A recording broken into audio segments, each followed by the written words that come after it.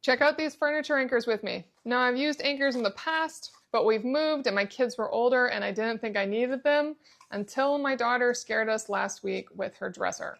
So we're adding furniture anchors again. Now these are really cool. Each one is its own standalone packet. You get the large screws and the drywall anchors for your walls, and the shorter screws are for the furniture. And these pieces are very solid metal. I also like that they're low profile and that you can hide them on the back side of the piece of furniture and on the wall so they can go together beautifully. I also like the design in that if you needed to, you could have these further apart from each other, or you could actually just overlap them completely and make that piece of furniture very flush.